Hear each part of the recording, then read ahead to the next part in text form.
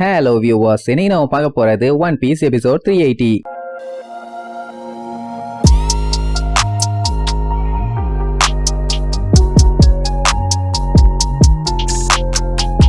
Open பண்ணா நம்ம Brook பயலோட கப்பலை காட்டுறாங்க. புளோரியன் ட்ரையாங்கிள்ல மாட்டிட்டு இருக்குது. அந்த இடமே கும்மிருட்டு. சூரிய ஒளி எல்லாம் உள்ள வரதுக்கு வாய்ப்பே இல்ல. ஏன்னா அத்தனை இடமும் ஃபாகு. நம்ம ஆளு ரொம்ப ஃபீலிங்ல இருக்கான். என்னன்னா இவனை தவிர கப்பல்ல எல்லாருமே செத்து போயிட்டாங்க. சோ அவங்க எலும்பு கூட எல்லாத்தையுமே கலெக்ட் பண்ணுவானா. அதுல ஒருத்தன் எலும்பு கூட பார்த்தவனே அவனுக்கு ரொம்ப சோகமாயிரும். என்னன்னா அவன் இவனோட நல்ல ஃப்ரெண்டு ப்ரூக் கிட்ட தான் எப்படி சண்டை போடணும்னு சொல்லி கத்துக்கிட்டான். ஆனா இப்ப அவன் உயிரோட இல்ல. சோ அப்படியே அவனோட தலையை தூக்கி கொண்டு போய் அங்க இருக்க சவப்பெட்டியில போடுவான். பார்த்தா அந்த பெட்டிக்குள்ள ஏகப்பட்ட பேர்த்தோட மண்டவோடு இருக்கும். எல்லாருமே அந்த கப்பல்ல இருந்த க்ரூ மெம்பர்ஸ் தான். அவங்கள பார்க்கும் போதெல்லாம் அவனுக்கு பிளாஷ்பேக் எல்லாம் அப்படியே வந்துட்டு போகும். என்னன்னா இவங்க அந்த கிராண்ட் லைனுக்குள்ள வந்ததுக்கு அப்புறம் வெதர் வந்து சடனா மாறிட்டே இருக்கும். கொஞ்ச நேரத்துக்கு முன்னாடி கிளியர் ஸ்கையா இருந்தது. கண்ணா பின்னான்னு அலையடிக்கிறது, மழை பெய்யறது, சூறாவளின்னு அந்த இடமே டோட்டலா மாறிடும். காமன் சென்ஸ் எல்லாம் யூஸ் பண்ணி அந்த இடத்துல எல்லாம் வாழவே முடியாது. அப்படி ஒரு பயங்கரமான இடம். ப்ரூக்கு என்ன கவலைன்னா அத்தனை பேரும் ஒன்னா இருந்துட்டு இப்ப திடீர்னு யாருமே இல்லாம இருந்த உடனே அந்த தனிமையை அவனால தாங்கிக்க முடியல. இந்த மாதிரி திடீர்னு ஓஷன் மாற அதுல இருந்து தப்பிச்சாலே இவங்க ஜாலியா என்ஜாய் பண்ணுவாங்க.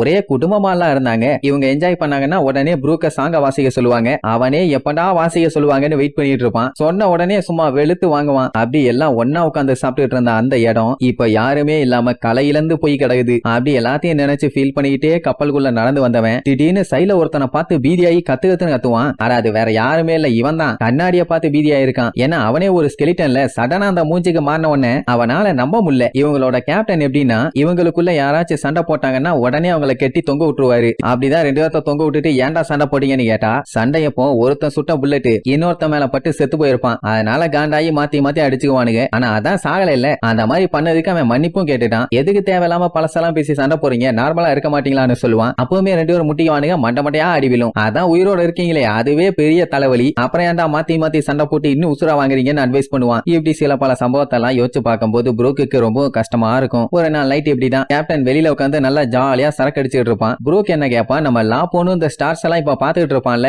அப்படி இப்படின்னு சோகமா சொன்னா, டே இங்க பாருங்கடா. ப்ரூக் ரொம்ப சென்டிமெண்டா ஃபீல் பண்ணிட்டு இருக்கான் அப்படின்னு கேப்டன் கண்ட மேனிக்கு கிண்டல் பண்ணுவான். ஒரே ஜாலி தான் போங்க. அப்படியே கட் பண்ணா ஒரு நாள் நேவி ஹெட் குவார்டர்ஸ் ஆளுங்க எல்லாம் இவங்களை கண்ட மேனிக்கு அட்டாக் பண்ணுவாங்க. அவங்க அட்டாக் பண்ணா இவங்க அட்டாக் பண்ணாம இருப்பாங்களா, கொய்யால சாகுங்கடான்னு சொல்லி இவங்களும் திருப்பிட்டு அட்டாக் பண்ணுவாங்க. இதனால என்ன ஆயிடுச்சு, இவங்களோட கேப்டனோட பவுண்டி கண்ட மேனிக்கு பிச்சுக்குச்சு. பின்ன கவர்மெண்டால அட்டாக் பண்ணா விடுவானுங்களா, அதுக்கு கூட ஜாலியா பார்ட்டி பண்ணி என்ஜாய் பண்ணுவானுங்க. எப்படி எல்லாம் அடுத்தடுத்து ஜாலியா எல்லாமே நல்லபடியா தான் போயிட்டு இருந்துச்சு. எந்த ஒரு பஞ்சாயத்துமே இல்ல. எல்லாம் சந்தோஷமா இருந்தாங்க. ஆனா அந்த சந்தோஷம் ரொம்ப நாளைக்கு நீடிக்கல. என்னாச்சுன்னா திடீர்னு கேப்டன் யோர்கிக்கு உடம்பு சரியில்லை. ஐயோ அப்படின்னு சொல்லி எல்லாருமே அடிச்சு புரண்டு போய் பார்த்தா கேப்டனுக்கு பிளேக் டிசீஸ். டாக்டர் என்ன சொல்லிட்டாரு, அவரை பார்க்க எல்லாம் உள்ள போக கூடாது. ஏன்னா அவரால் இன்னும் நிறைய பேருக்கு அஃபெக்ட் ஆயிருச்சு. சோ நீங்களும் உள்ள போய் மாட்டிக்காதீங்கிற மாதிரி சொல்லுவாரு. ஏன்னா அது ஒரு தொத்து வியாதி. இவங்க ரீசெண்டா ஒரு ஜங்கலுக்கு போயிட்டு வந்திருப்பாங்க. அங்க இருந்துதான் இவங்களுக்கு தொத்தி இருக்கு. இது என்ன வைரஸ் ஏதுன்னு ஒண்ணுமே தெரியல. அதனால அவங்க கேப்டனுக்கு ட்ரீட்மெண்ட்டும் கொடுக்க முடியல. டாக்டருக்கே கொஞ்சம் அள்ளு விடும். ஏன்னா இப்போ ஒரு சின்ன தப்பு இவர் பண்ணா கூட இந்த கப்பல்ல இருக்க எல்லாருமே செத்து போயிருவாங்க. இத சொன்ன உடனே அத்தனை பேத்துக்குமே அள்ளு விடும். அப்படியே கட் பண்ணா கப்பலை ஒரு சிட்டிக்கு பக்கத்துல பார்க் பண்ணிட்டு கேப்டனை நினைச்சு ரொம்ப ஃபீல் பண்ணுவாங்க. இப்போ இவங்க எல்லாருமே பைரட்ஸுங்க, பெரிய சண்டையெல்லாம் போட்டவனுங்க. ஆனா கேப்டனுக்கு ஒண்ணுன்னு தெரிஞ்ச உடனே சின்ன குழந்தைங்க மாதிரி அழ ஆரம்பிச்சிருவானுங்க. இப்ப என்னன்னா கேப்டனுக்கு வந்திருக்க நோய் வந்து தொத்து வியாதிங்கிறதுனால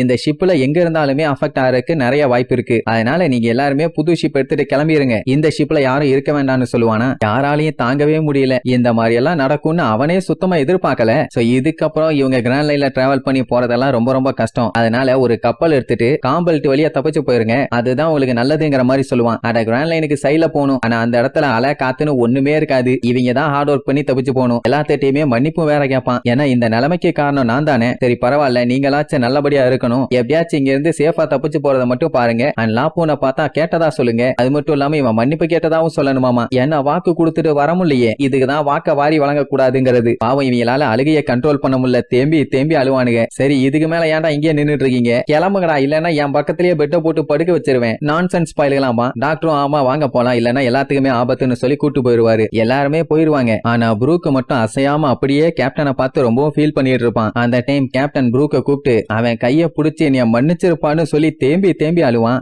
ப்ரூக், கேப்டன் உங்க வார்த்தைகளை நான் என்னைக்குமே மறக்க மாட்டேன். என் இதயத்துல அப்படியே பச்சை குத்தி வச்சிருக்கேன். நீங்க ஒண்ணு கவலைப்படாதீங்க, நம்ம என்னதான் தனித்தனியா ஷிப்ல பிரிஞ்சு போனாலும் நம்ம கண்டிப்பா திரும்பி மீட் பண்ணுவோம், உங்க உடம்ப மட்டும் நல்லபடியா பாத்துங்கன்னு சொல்லி அவன் மாஸ்க கழட்டி விடுவான். ஏன்னா போறதுக்கு முன்னாடி அவனை ஒரு டைம் பாத்துக்கணும்னு. ப்ரூக்கு என்ன கான்பிடென்ட்னா எப்படியும் கேப்டனை மறுபடியும் மீட் பண்ணி மறுபடியும் பழைய மாதிரியே ஜாலியா பாட்டு பாடிட்டு என்ஜாய் பண்ணிட்டு இந்த கடலை சுத்தலான்னு ஒரு ஐடியா, ஐ மீன் ஒரு நல்ல எண்ணம். அப்படி அவன் சொன்னதை கேட்டவொடனே கேப்டனுக்கும் சந்தோஷமா தான் இருக்கும். ஆனா விபரீதம் என்னன்னு இதுக்கப்புறம் தானே தெரியும். சோ அப்படியே கேப்டனை கப்பல்ல தனியா வச்சு அனுப்பி விட்டுட்டு அவனை நினைச்சு க்ரூ மெம்பர்ஸ் எல்லாம் கதறி கதறி அழுவாங்க. ப்ரூக் அவனுக்காண்டி பாட்டு பாடுவான். சோ இப்படித்தான் ஃபர்ஸ்ட் கேப்டனை விட்டு பிரிஞ்சு இவங்க தனி கப்பல்ல வந்தாங்க. அப்படியே அன்னையில இருந்து 10 வருஷத்துக்கு அப்புறம் கப்பல்ல ப்ரூக் மட்டும் தான் இருந்திருப்பான். உடனே அவனுக்கு சந்தோஷம் தாங்க முடியல. வாவ், நான் மட்டும் தான் தனியா இருக்கேன், செம ஃபன்னா இருக்குன்னு சொல்லி ஜாலியா ஆடிட்டு இருப்பான். கப்பல் அந்த டைம் ஃப்ளோரியன் ட்ரையாங்கிள் தான் இருக்குது. குரங்கு பைய மாதிரி என்னென்னமோ விதையெல்லாம் காமிச்சிட்டு இருப்பான். அதுவும் தூங்கும் போதான் இப்படி தூங்குவான் அப்படி தூங்குவான், குண்டக மண்டக தூங்குவான். சோ அப்படி தூங்கிட்டு இருக்கும் போது திடீர்னு அவனோட க்ரூ மெம்பர்ஸ் எல்லாம் கடமுடன்னு அவன் மேல ஏறி விழுந்து அந்த பக்கமா ஓடுவானுங்க. கேப்டனும் பார்த்தா கப்பல்ல தான் இருக்கான். அவனுக்கு நான் செம ஷாக்கு. எல்லாருமே இன்னும் உயிரோட தான் இருக்கீங்களா,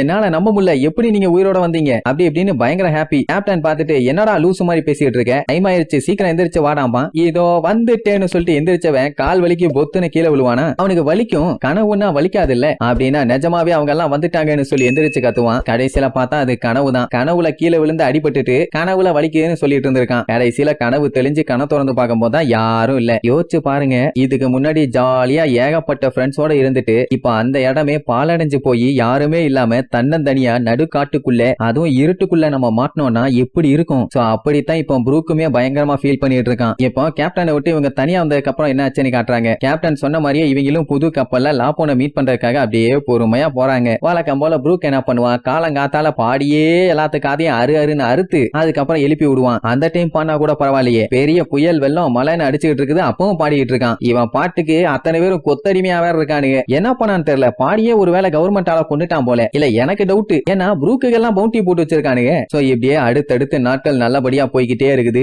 எல்லாத்துக்குமே அப்படி ஒரு சந்தோஷம். இதெல்லாம் யோசிச்சு பாத்துக்கிட்டே தான் ப்ரூக் மியூசிக் வாசிக்கிட்டு இருக்கான். பிராங்கி இன்னும் ஆட்டத்தை நிப்பாட்டல. அந்த அழுக்கு அன்று வேற போட்டுக்கிட்டு அந்த ஆட்டம் ஆடுறான். ஏன்னா ப்ரூக்கோட மியூசிக் அப்படி ஆட வைக்குது. சோ இப்படி நல்லா வாசிக்கிட்டு இருந்தவன் சடனா ஸ்டாப் பண்ணுவானா. ஏன்டா என்னாச்சு, மியூசிக் அடிச்ச நவுத்து, நாங்கெல்லாம் கண்ணா பின்னான்னு ஆட்டிட்டு இருக்க வச்சு ஆடிட்டு இருக்கமே உனக்கு தெரியல, அதனால வாசிரான்னு சொல்லுவாங்க. அவன் ஒரே ஒரு நிமிஷம் இருங்கன்னு சொல்லி தலையில இருக்க பேண்டேஜை கழட்டிட்டு அவன் மண்டே ஓபன் பண்ணி மண்டைக்குள்ள என்னத்தையோ தேடுவான். உசோப்பும் சஞ்சியும் பீதி ஆயிடுவானுங்க. லூஃபி தான் பார்த்துட்டு என்ஜாய் பண்ணுவான். சரி என்ன தாண்டா பண்றேன்னு கேட்டா திடீர்னு தலையில இருந்து சங்கு மாதிரி ஒன்னு எடுத்து வெளியே வைப்பான். இதுதான் டோன் டயல், ஒரு மெர்ச்சன்ட் ஷிப்ல கிடைச்சிருக்கும். இதோட வேலையே சவுண்டை ரெக்கார்ட் பண்ணும், அதை எப்ப வேணாலும் திருப்பி கேட்டுக்கலாம். லூஃபி ஜாலியா மேல பட்டுக்கிட்டு இது ஸ்கை ஐலாண்ட்ல உள்ளதானு கேஷுவலா கேட்பான். உனக்கு தெரியுமான்னு அவன் ஷாக்கா கேட்பான். நம்ம ஆளுகளுக்கு தெரியாதா ஸ்கை ஐலாண்ட பத்தி, அங்க போய் தான் ஒரு பெரிய பிரளயமே பண்ணிட்டு வந்திருக்காங்களே, எப்படி தெரியாம இருக்கும். ப்ரூக், நான் எப்பவுமே லாப்போனை பார்த்தா இந்த மியூசிக்க வாசிப்பேன், அது எப்பவுமே என் இதயத்தை விட்டு போகாது. ஆனா பஞ்சாயத்துன்னா நான் ஒரு ஸ்கெலிட்டன், எனக்கு இதயமே கிடையாதே, நான் என்ன பண்ணுவேன்பா. சுத்தி எல்லாம் விழுந்து விழுந்து சிரிப்பானுங்க. நான் உசோ பார்த்துட்டு தேவையில்லாம ரம்பத்தை வச்சு அருன்னு அறுக்காதே, இந்த டோன் டைன்ல அப்படி என்னத்தான் ரெக்கார்ட் பண்ணி வச்சிருக்கேன்னு கேட்டா ஒரு பாட்டு இருக்கும்பா. அதுவும் சும்மா இல்ல, இவங்க க்ரூ மெம்பர்ஸ் எல்லாம் உயிரோட இருக்கும் போது ஒன்னா சேர்ந்து பாடின பாட்டு. இதுதான் இவன் லாப்போனுக்கு கொடுக்கிற ஒரு மெசேஜ் ஆமா. இவங்க ஜேர்னியை முடிச்சதுக்கு அப்புறம் அவங்க ரொம்ப சந்தோஷமா இருக்கும் போது இந்த பாட்டை பாடி இருப்பாங்க. அந்த பாட்டை நான் இப்ப போடட்டுமான்னு கேட்பான். லூஃபி என்ன வேண்டாம் நான் சொல்லுவான். என்னடா கேள்வி இது, போட்டு விடு நானும் கேட்கணும், கண்டிப்பா இது லாப்போனுக்கு பிடிக்கும்பா.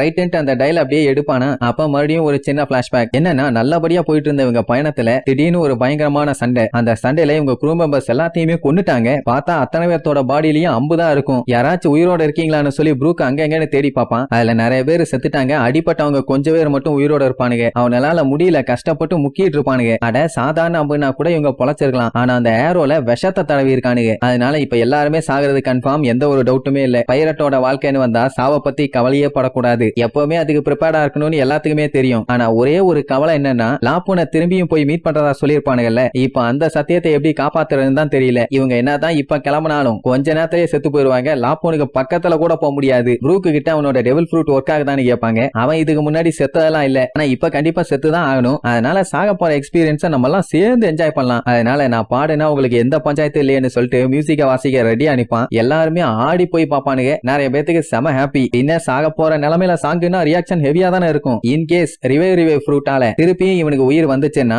லாப்போனுக்கு கொடுக்கறதுக்கு மெசேஜ் வேணும்ல. சோ கடைசியா இவங்க எல்லாரும் சேர்ந்து பாடுற பாட்டை அந்த டோன் டைல ரெக்கார்ட் பண்ணி வச்சு அதை லாப்போன்ட்ட கொடுக்கலாம். கண்டிப்பா அவனுக்கு பிடிக்கும். லாப்போன் நமக்காண்டி அங்க ட்வின் கேப்ல வெயிட் பண்ணிட்டு இருக்கான். அதுவும் இன்னைக்கோ இல்ல நாளைக்கோ இவங்க வருவாங்கன்னு. அவங்கிட்ட கண்டிப்பா இந்த டோன் டைல நான் கொண்டு போய் கொடுக்குறேன் அப்படின்னு சொன்ன உடனே எல்லா பைரட்ஸும் சாக போற நிலைமையில கூட வாசிக்கிறதுக்காண்டி ரெடியா நிப்பாங்க. சோ அப்படியே அந்த டோன் டைல ஆன் பண்ணி விட்டுட்டு எல்லாம் ஜாலியா வாசிக்க ஆரம்பிப்பாங்க. இப்ப நம்ம ப்ரூக் அந்த மியூசிக்க ஆன் பண்ணி விடுவான். அப்படியே அந்த மொத்த டீமுமே சூப்பரா பாடி ஒரு பாட்டை ரெக்கார்ட் பண்ணிருப்பாங்க. அந்த பாட்டை கேட்டு இங்க நம்ம பல்லுகெல்லாம் செம்ம ஜாலியா என்ஜாய் பண்ணுவாங்க. பாட்டு நல்லா இருக்கும் கேட்கறதுக்கு. இந்த பாட்டை தான் இவங்க எப்பவுமே மாத்தி மாத்தி பாடிட்டே இருப்பாங்க. இப்ப எல்லாருமே ஒன்னா சேர்ந்து பாடும்போது அது ரொம்ப நல்லா இருக்கும். சொல்ல போனா அந்த ப்ரூக் பையன் தனியா இருக்கும்போது இந்த பாட்டை தான் பாடிட்டே இருப்பான். இதுல கொடுமை என்னன்னா இந்த பாட்டை பாட பாட ஒவ்வொருத்தரா செத்து விழுந்துகிட்டே இருப்பாங்க. அப்படி ஒவ்வொருத்தரா செத்துட்டு இருக்காங்கன்னு தெரிஞ்ச உடனே ப்ரூக்கால தாங்க முடியல. கதறி கதறி அழுதுகிட்டே வாச்சிட்டு இருப்பான். கடைசியில எல்லாருமே அந்த விஷம் அஃபெக்ட் ஆகி செத்தாச்சு. ப்ரூக் மட்டும் தனியா உட்காந்து வாச்சிட்டு இருப்பான். அது அவனுக்கு இன்னும் கஷ்டமா இருக்கும். ஏன்னா எல்லாருமே விஷத்தால அஃபெக்ட் ஆகி செத்துட்டாங்க. இவன் மட்டும் ஏன் இன்னும் கடைசி வரைக்கும் உட்கார்ந்துட்டு இருக்கான்னு தான் புரியல. அவன் என்ன பண்ணுவான், ஒவ்வொரு விஷயமா யோசிச்சு பார்ப்பான். அப்படி கேப்டன் அவன் குரூ லா பொண்ணு எல்லாத்தையும் யோசிச்சு பார்த்துக்கிட்டே கடைசியில போத்துன்னு விழுவான். அப்படியே 50 வருஷம் போகுது. இப்பதான் இவன் ஷேடோ எல்லாமே ரிட்டர்ன் வாங்கிட்டானே. திருப்பி நீ 1-2 வருஷத்துல எப்படியாச்சும் போய் லாப்போனை மீட் பண்ணிடணும். கொஞ்சம் வெயிட் பண்ணி உனக்காண்டி நான் வரேன்னு வாசிச்சுக்கிட்டே மனசுல யோசிச்சுட்டு இருப்பான். நம்மளுக்கு அந்த இசையில மூழ்கி போய் ஜாலி ஆடிட்டு இருப்பாங்க. இப்ப என்னன்னா ப்ரூக் தான் இவங்க பைரட்டோட பேரை காப்பாத்தணும். அதுக்காகவும் உன் மேல இருக்க பாசத்தாலையும் கண்டிப்பா நாங்க செஞ்ச சத்தியத்தை காப்பாத்துவோம். உன்னை தேடி நான் வரல லாப்போன், அவளையே படாதன்னு சொல்லிட்டு மியூசிக்க வேற லெவல்ல வாசிக்கிறதோட இந்த எபிசோடுக்கு எண்டு கார்டு போட்டு முடிக்கிறாங்க.